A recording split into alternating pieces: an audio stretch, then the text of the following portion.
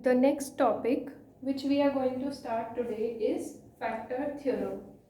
Fine, it is under factorization of polynomials. You must have studied the topic factorization in your previous classes also, right? So, factor theorem is somewhere related to the remainder theorem, because I told you the relation between the remainder and factor. Fine, if after division we are getting the remainder 0, then divisor is called as the factor of the dividend. Fine. So firstly I am giving you an example, then I will tell you the proper results of factor theorem. Suppose px is any polynomial. Fine. Now I have told you what is the meaning of px. It can be in any form. If after, suppose I say x minus a or x minus 2 is the factor of px, fine, px is any polynomial, then what should be there? What we were doing, that if I want to check whether it is a factor, I was finding the remainder. That means first of all I will put it equal to 0, and then I was putting x is equal to 2, and then I was putting it here. That means we were finding p of 2. And if the answer is 0, we used to say yes, it is a factor. Fine, this we discussed last time. So now factor theorem gives one result of this type, and second result it gives, it says that if suppose you put x is equal to 2, px only is the polynomial. If you put x is equal to 2 in that, that means you find out p of 2, and if it is 0, if this answer comes out to be 0, then you can say x minus 2 is a factor. Fine.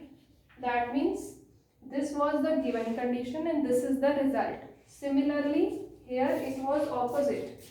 The given condition was this and this was the result. Fine. So the both results are opposite of each other. So if we can write it in general form, that I am saying if px is a polynomial and I divide it by x minus a.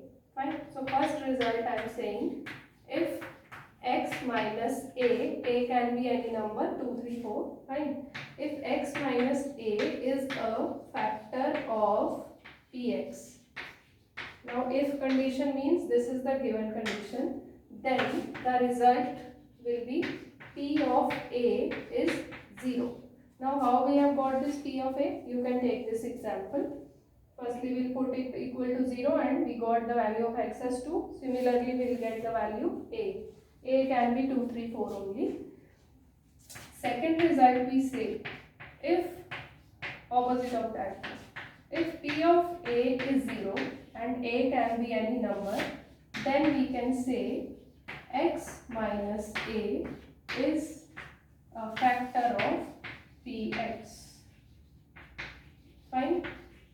This will be more clear when we will be solving the examples. This is just, you may say, the definition of remainder theorem, the results which we get from remainder theorem.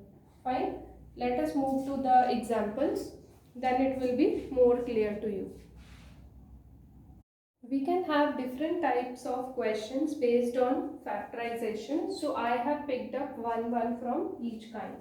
Like if you see the first question, it says find the value of k if x minus 1 is a factor of this polynomial. Fine.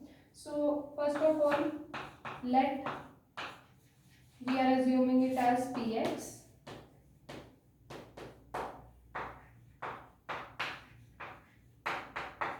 Fine.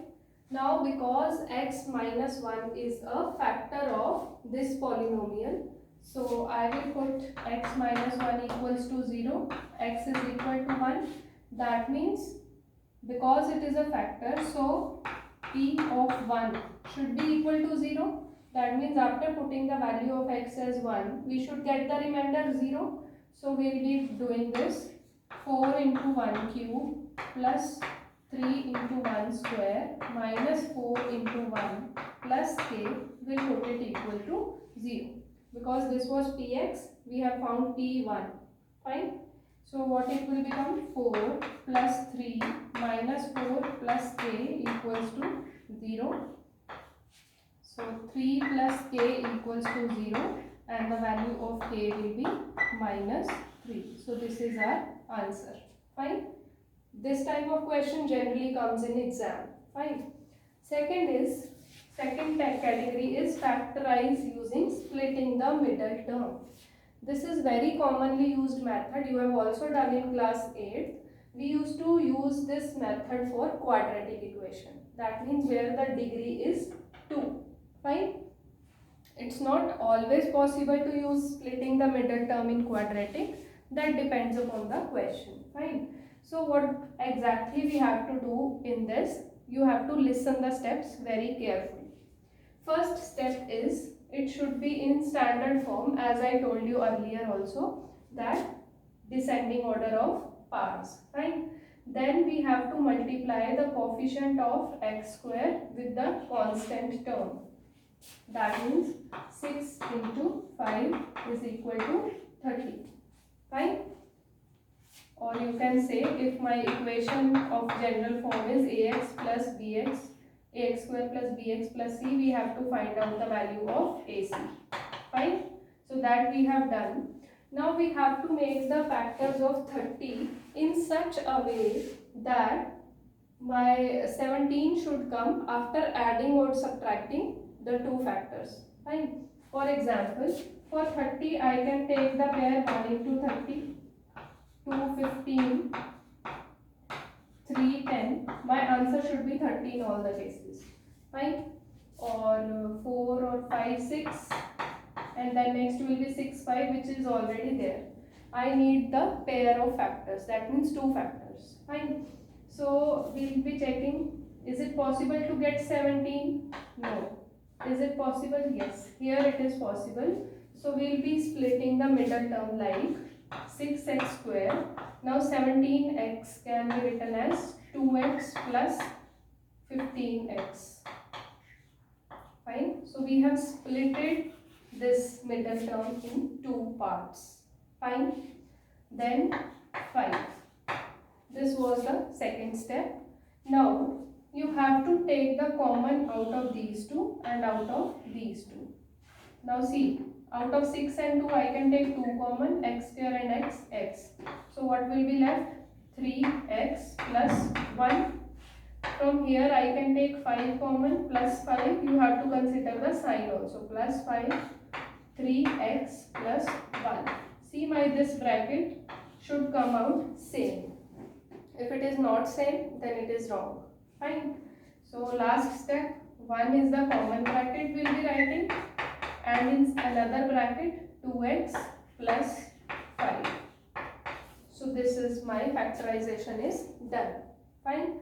This is called as the middle term splitting method. Let us move to next examples where we are going to use factor theorem. Going to use the factor theorem for factorization of two polynomials. One I have taken quadratic and one I have taken cubic. Fine. Let us do for quadratic first. The first step always is to make the coefficient of either x square if it is a quadratic, or in cubic x cube. We have to make the coefficient of the highest degree as 1. Suppose here 2 is there, then I will divide the whole equation by 2. Fine. Here it is already 1. Fine. So no need. Then we see the constant term. Here the constant term is 6. Now what can be the factors of 6? Plus minus 1, plus minus 2, or plus minus 3. Fine. Now what we have to do? We have to try these factors one by one to find out that on which value this, suppose I take it as py, this py is going to be 0. Fine. So it's not necessary to show all the values how you have got. So if you directly see, if I put 1 here, 1 minus 5 plus 6, it will not be 0. So I am not showing that method here. For minus 1 also, if we see, it will become 1. Minus 5 into minus 1 plus 5, all the terms are positive, so we will not be able to get 0. Let us try it for 2. Let us try to find P of 2. It will be 2 square minus 5 into 2 plus 6. So 4 minus 10 plus 6, 6 plus 4, 10 minus 10, we have got 0. Now at P of 2 I have got 0, that means I will say, because here y is the variable, so I will say first factor is y minus 2. Y minus 2 we have got the first factor. Fine. For finding the second factor, again we have to proceed in the same way. 1 we have already checked, plus 2 we have already checked. Let us move to minus 2 and then plus 3. If I take here minus 2, again all the terms will be positive and I will not get 0. So let us try it for 3. P of 3, 3 square minus 5 into 3 plus 6. So 9 minus 15 plus 6. 9 plus 6, 15 minus 15 is 0. So again I can say y minus 3 is also a factor. So my answer is y minus 2 into y minus 3. Fine. You have to be very careful. If I am putting here as plus 3, then because I am putting the value of y is equal to suppose 2, then I will say y minus 2 is a factor. Similarly, y minus 3 is a factor. This thing is very important to see. Fine. So this was about quadratic equation. In cubic equation, mostly this question is asked in the question paper. For cubic equation, factorize using factor theorem, or simply they write factorize. And in case of cubic, in almost all the cases it's not possible to factorize it without factor theorem. Rarely in some cases it is possible by taking out the common values, but most of the cases we have to use factor theorem only. Fine. So the first step is same as there I told you. Coefficient of the highest degree should be 1. Here also it's 1 only, so no need to do anything. And then the factors of the constant term. Here the constant term is minus 120. So factors can be 1, 2, 3, 4. No need to write all. There can be many factors. Fine. So we'll try these. If we are not able to get the answer, then we'll write the next ones. Fine. Suppose I put, let us mark it as Px. Suppose I find out P of 1. What it will be? 1 cube minus 23 into 1 square plus 142 into 1 minus 120. So it is 1 minus 23 plus 142 minus 120. This will be added. 143 and minus 143. Answer is 0. Again the same thing, because we have substituted 1. So I can say x minus 1 is a factor. Now one more very important thing to note. If it is a quadratic equation, we'll have 2 factors. If it is cubic, then we'll have 3 factors. The number of factors are equal to the degree, means the power on the degree. If it is 3, you will get 3 factors. If it is 2, you will get 2 factors. Similarly, and so on. Fine. So we have got 1 factor, but it was a cubic equation. That means we need to have 2 more. Now what is the method? When you get first factor, you have to divide this Px by that factor. Fine. Because here we need the quotient, so you cannot use remainder theorem here. We don't need only the remainder, we need the quotient. Fine. So I am doing the second step here. We need to divide it by x minus 1. I have to divide x cube minus 23x square plus 142x minus 120. Fine. So I'm not showing the rough work here. I know by now you must be clear. So first I have to multiply it by x square minus and plus, then it will become minus plus minus minus 22x square and plus 142x. So we will be multiplying it by minus 22x square and plus 22x. I will get again sign change. Now it will be 120x minus 120. So it is to be multiplied by 120. So we will get 120x minus 120 plus minus.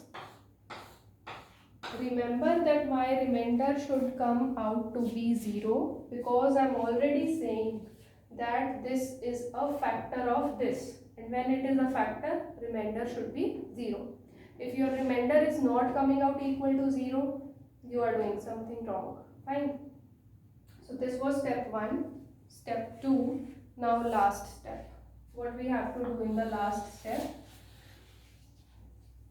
The quotient which we have got, x square minus 22x plus 120. You can see it is a quadratic equation, quadratic polynomial, sorry. So you need to factorize it by splitting the middle term. Fine. So for splitting, which factors you will be getting, just try to do. If we see for 120, we will be getting 10 and 12. Fine. Because I need minus 22, so I have taken both the factors as negative. And x common, x minus 10, then minus 12 common, x minus 10. And one more thing you must have seen, that when I multiplied this, here it was 1. So for making the factors of 120, I need either both the numbers positive or both the numbers negative. So that's why I have taken here minus 10 and minus 12, right? Because central term I need minus, yes, it's fine. But the product also should be equal to this number. That's why I have taken both as negative. Fine. So my work is done. X minus 10 and x minus 12. And the first factor was this. So my answer for the factorization will be x minus 1, x minus 10, x minus 12. So this way we need to factorize. Fine. It comes in long questions always, this cubic one. So please do it carefully.